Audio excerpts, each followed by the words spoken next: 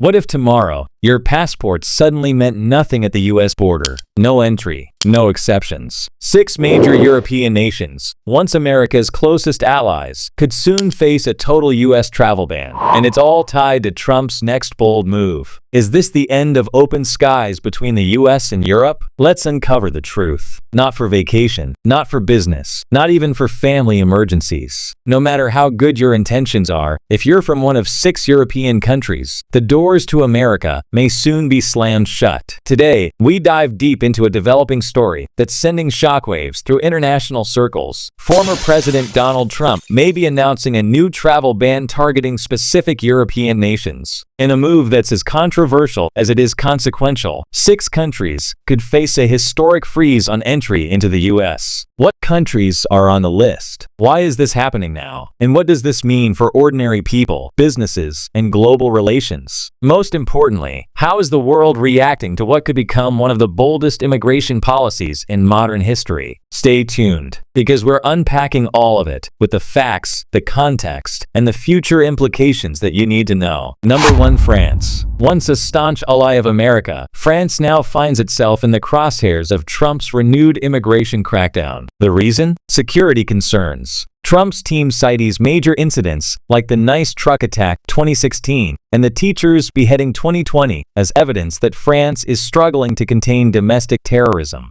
They argue that radicalized individuals, especially in immigrant-heavy suburbs, could legally enter the U.S. and pose a threat under current visa policies. Critics recall Trump's extreme vetting measures from his first term, initially aimed at Muslim-majority nations, now expanded to include Western Europe. The impact? Massive. France sends millions of tourists to the U.S. and maintains deep business ties through companies like L'Oreal, Airbus, and Total Energies. A ban could cost billions, but Trump's message is clear. Security comes first. French leaders have already condemned the potential move, calling it unjust, disruptive, and a sign of waning friendship. Number 2. Germany. Another cornerstone of Europe, Germany is also on Trump's proposed no-fly list, and it's a deeply symbolic blow. Why? Trump claims that Germany has become a breeding ground for extremism, largely due to Angela Merkel's decision to welcome over 1 million refugees during the 2015 to 2016 crisis. He insists that open-door policies have made Germany vulnerable and, in turn, a threat to U.S. security. Officials point to events like the 2016 Berlin Christmas market attack, claiming Germany's vetting process is weak and overly influenced by political correctness. But Germany is also Europe's largest economy, with strong U.S. ties in technology, automotive, and academia. Banning German citizens could spark economic retaliation and damage decades of transatlantic trust. Chancellor Olaf Scholz has already hinted at countermeasures if the U.S. follows through. Number 3. Belgium. Next on the list, Belgium. Though it might seem surprising, security experts have long flagged Belgium, especially Brussels' Molenbeek district, as a center for jihadist activity. Trump previously referred to Brussels as a hellhole after the 2016 bombings, where dozens died. Officials argue that Belgium's fragmented government, split between French, Dutch, and German-speaking regions, makes coordinated counterterrorism difficult. There's also the issue of EU passports offering visa-free travel, allowing radicals with Belgian documents to easily reach American soil. While Belgium's economic ties to the U.S. are smaller, it plays a key diplomatic role as the home of NATO. Alienating Belgium could risk destabilizing international alliances at a time when geopolitical unity is fragile. Number 4. Sweden. Sweden's inclusion may seem odd.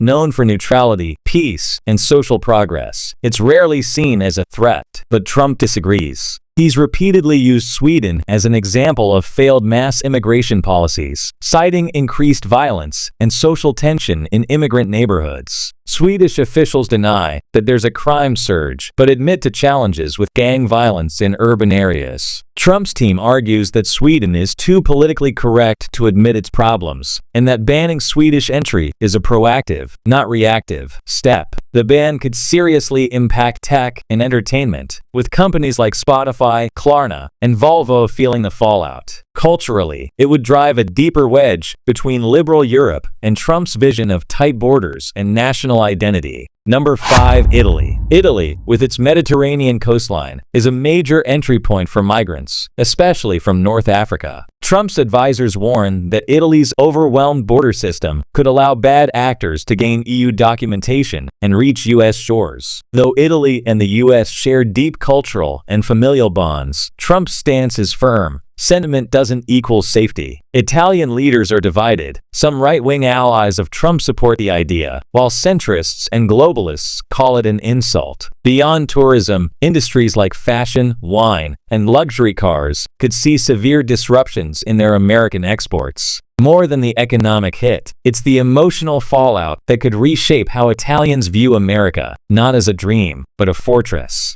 Number 6. Spain. Finally, we arrive at Spain. Trump's advisors cite attacks, like the 2017 Barcelona van incident and porous southern borders, as justification for Spain's inclusion. The North African enclaves of Ceuta and Melilla remain weak spots for illegal migration into Europe, and by extension, into the U.S. Spain heavily relies on tourism, education exchanges, and business travel with the United States. Spanish students are among the fastest-growing groups enrolling in U.S. universities, a flow that would be crippled by a travel ban. Madrid has condemned the proposal, calling it short-sighted, harmful, and a potential wound to decades of friendship. Number 7. Austria, a land of Baroque beauty, classical music, and centuries of political neutrality. But beneath the surface of its picturesque cities lies a brewing storm. In recent years, Austria has subtly shifted its global alliances, strengthening economic ties with China and maintaining back-channel communications with Russia, despite growing Western pressure. Trump and his advisors view this as a betrayal of Western unity. Austria's hesitance to enforce U.S.-led NATO sanctions, especially those targeting Russian energy pipelines, has placed it at odds with Trump's vision of ironclad allegiance. In a world where "you're either with us or against us" becomes the norm, Austria's fence-sitting may cost its citizens the privilege of easy access to American soil.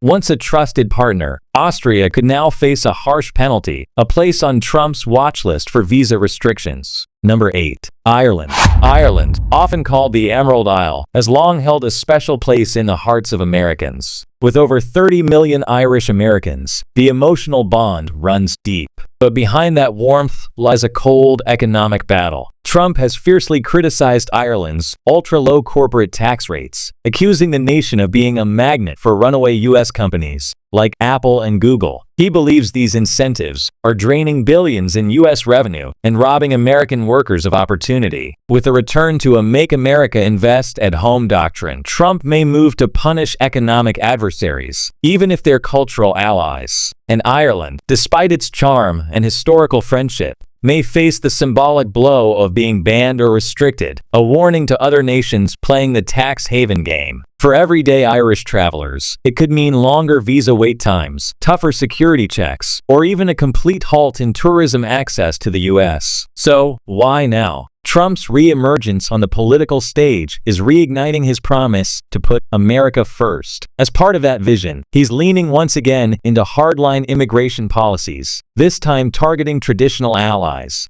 not just developing nations. His message is uncompromising. Borders matter, vetting matters, and America's safety comes first. The global fallout, if enacted, this ban could spark international backlash, retaliatory restrictions, and a fracturing of long-standing alliances. It could divide the West, weaken NATO, and reshape the way Europe views the United States, not as a beacon of hope, but as a nation closing its gates. The world is watching. And for millions, the question is no longer just about policy. It's about belonging, trust, and whether the American dream still welcomes the world at its doorstep.